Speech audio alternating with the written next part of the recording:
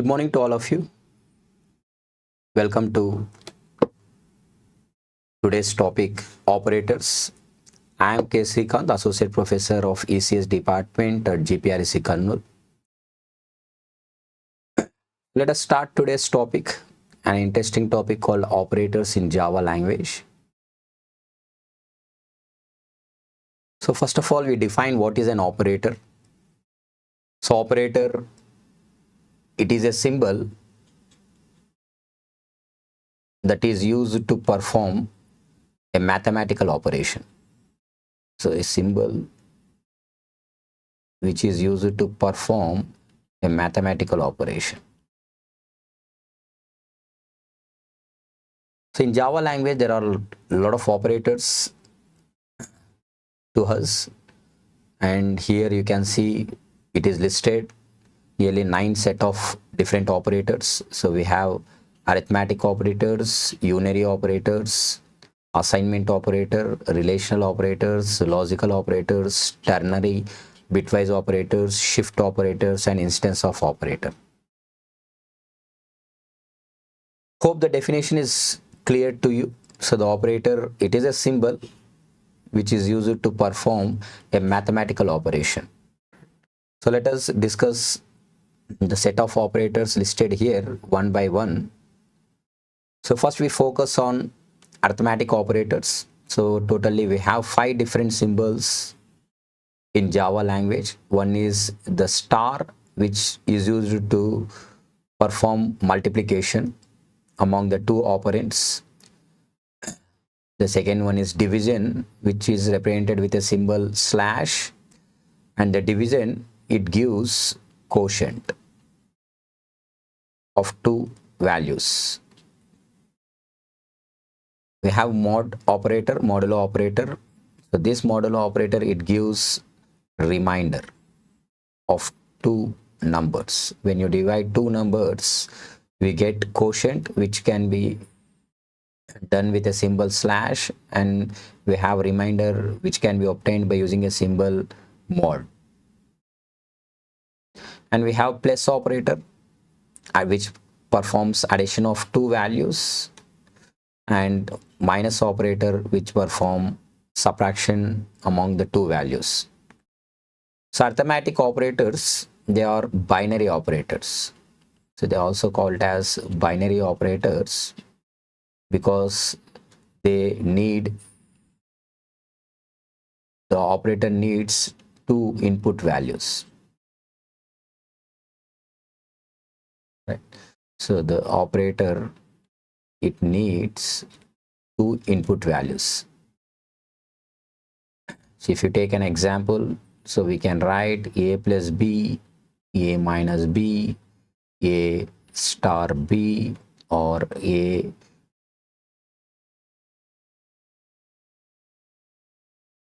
slash b,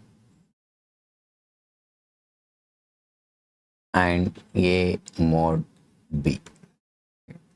If you assume a has 5 and b has 4,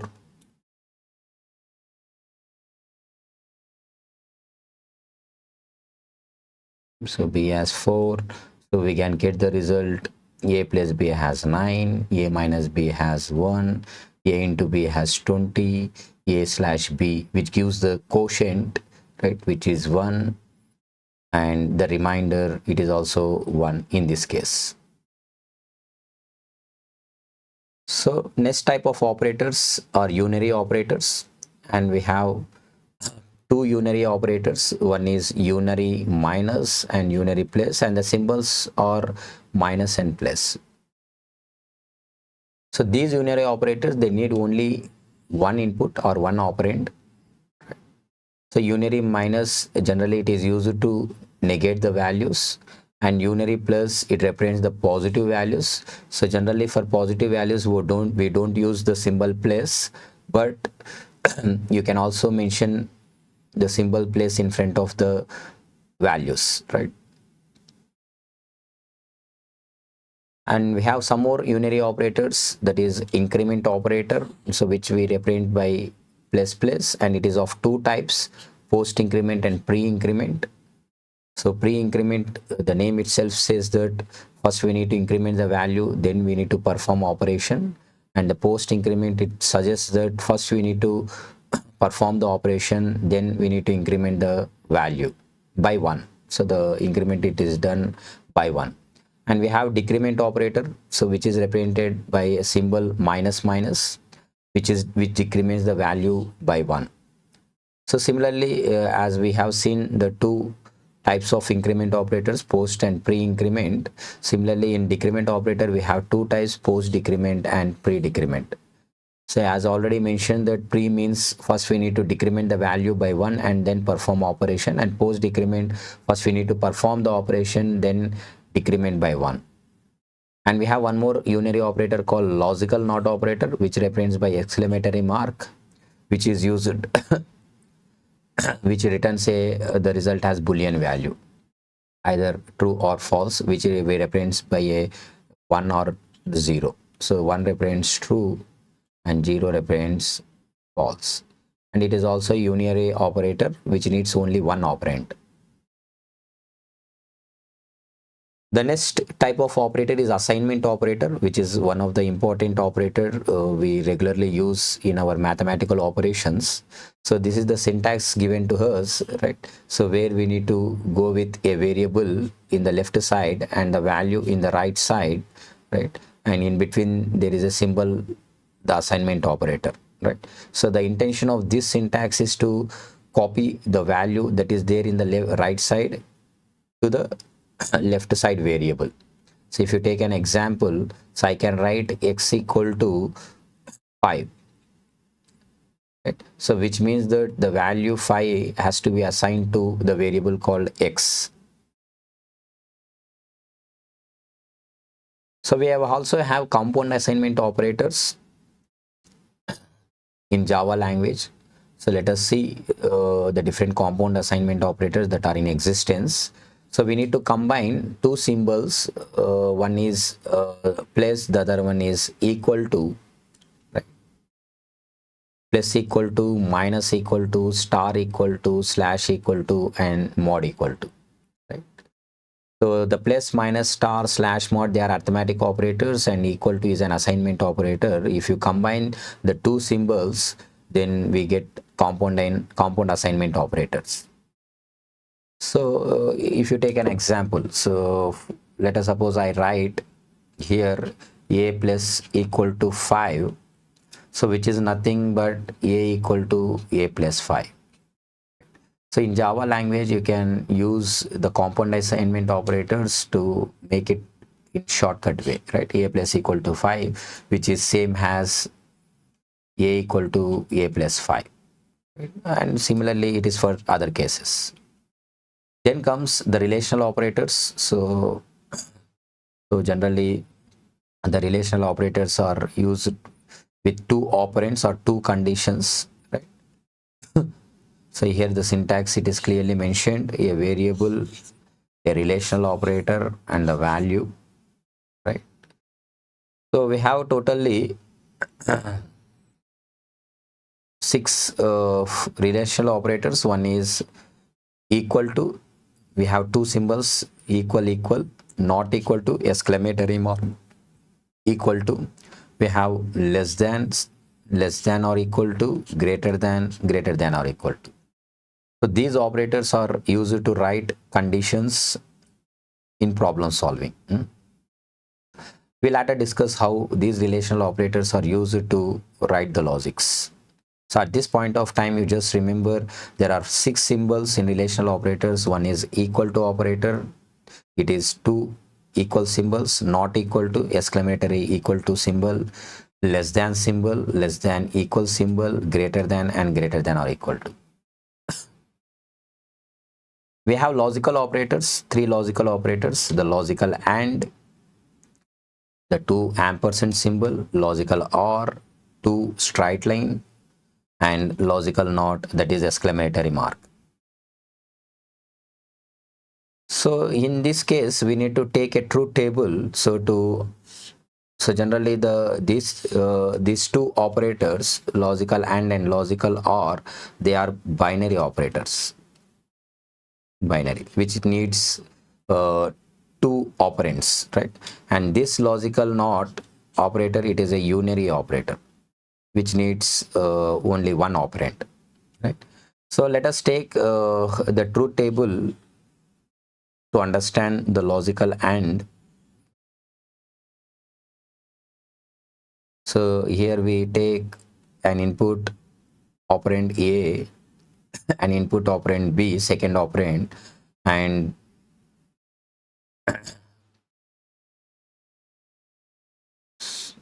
the result here we take a different set of operands. So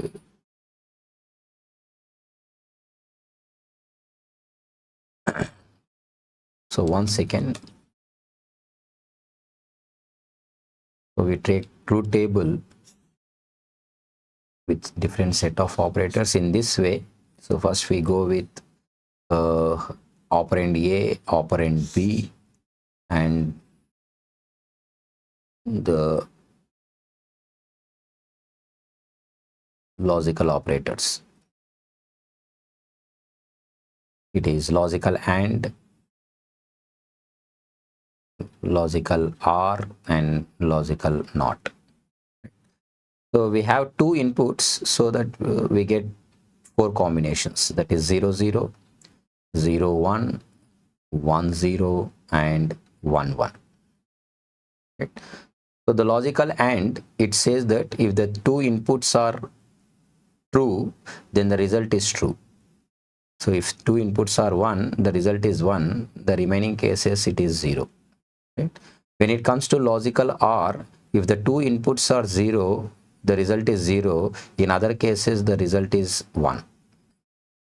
And when it comes to, so these two operators are a binary operator, right? So it takes two inputs to get the required result, but the logical NOT operator, it is unary operator. So that's why I go with NOT A and NOT B.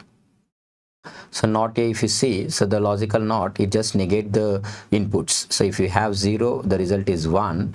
If you have 0 1 1 0 1 0, right? So in this case, NOT B, the first value it is 0, the result is 1. 1 means the result is 0, 0 means 1, and 1 means 0. So we need to remember this truth table to understand the logics in problem solving, that we discuss in the coming videos.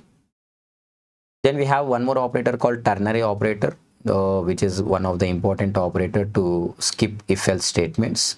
And this is the syntax what we have given. So we need to write the condition, right? And we need to place a symbol question mark.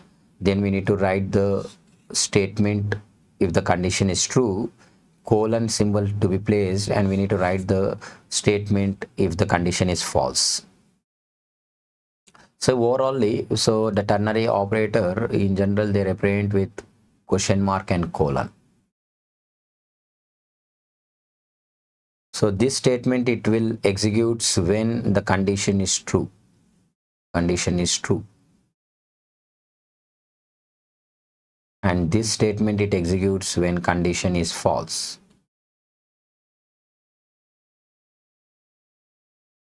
And we need to put some condition here. So if you take an example, so if I write like this, A greater than B, question mark, return A, colon, B. So in the left side, I go with a variable called big. Right? So I'm just evaluating A greater than B. If it is true, so if the statement is true, it goes to A. If the statement is false, it goes to B. And the value is returned. Value is returned, and that is stored in the big variable. Hope you understood it clearly. Then we have bitwise operators, and this is one of the important operators in every language because they work on individual bits, right? So the name itself says that we need to work with bits instead of values, right? So we have a lot of operators related to bitwise. One is bitwise and, which represents using ampersand. Bitwise or is there, bitwise exclusive or, cap symbol, bitwise ones complement, tilde symbol. We have left shift bitwise operator, right shift bitwise operator, and unsigned right shift 3 greater than symbol. So we take separate video to understand the bitwise operators. At this point of time, you just remember the bitwise operator symbols. One is ampersand, the other one is or symbol, straight line, cap symbol, which is exclusive or, tilde symbol is there. So these three operators, they are binary operators which need two operands, and this bitwise complement or operator, it is a unary operator. uh, then we have left shift and right shift, which are binary, which needs two inputs, right? And even unsigned right shift is also binary operator. So we just discuss in detail with an example in the next video, so that it is very clear to us, right? So next we have one more operator called instance of operator, which is unique in Java language to find whether a given object is an instance of a class, subclass, or interface. And this is the operator that we need to use, right? So the operator is instance of operator. So to the left side, we need to put some object related to a class, and we need to check whether the object is related to a particular class or not.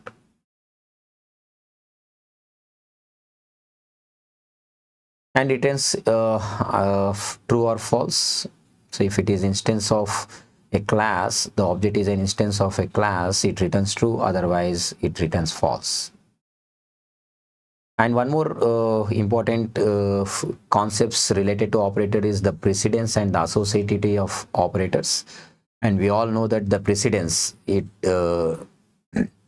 deals with the priority of operator. So when uh, you are working with a mathematical equation, let us suppose I write here a plus b star c, right?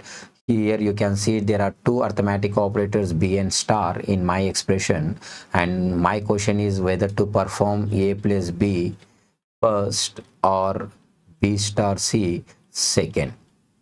And the language says that, so b star C, the star symbol, it has a high priority compared to plus symbol. So that's why we need to go with B star C first, and the result, so the result of B star C to be added to A, right? So this is this type of rules that are defined to the Java compiler, and as a individual we need to remember the precedent, the priority of each and every operator, so to solve the mathematical equations. And to overcome the priorities, to skip the priority rules, we can go with the parenthesis symbol, right, which has highest precedence, and it discards the priority rules, right, to solve the mathematical equations. And we have one more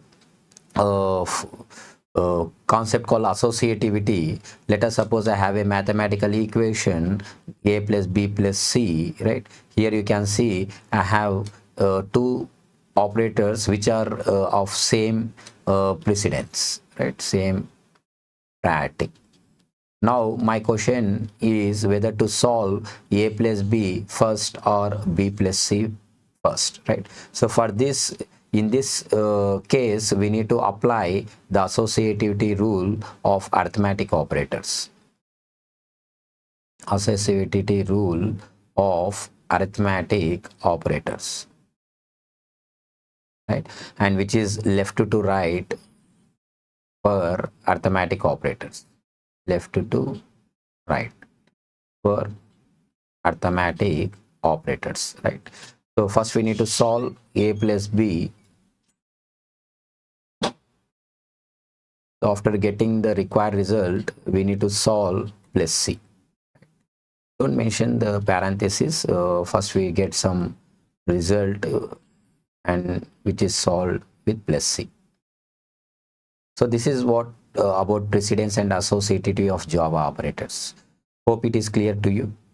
And this is the table we need to remember to understand the precedence of operators, right? So if you see, the unary operators has a high priority, and assignment operator and compound assignmenters have low priority. So in between we have all operators, right? We have arithmetic operators, we have relational operators, and we have bitwise operators, logical operators, ternary operator, and at last the assignment operator, right? And for every set of operator, the associativity is clearly defined. It may be left to right or right to left. Most of the cases, all the operators will follow left to right, but in some cases, it is right to left. For ternary operator, it is right to left. For assignment and compound assignment, it is right to left. For unary operators, it is right to left, right?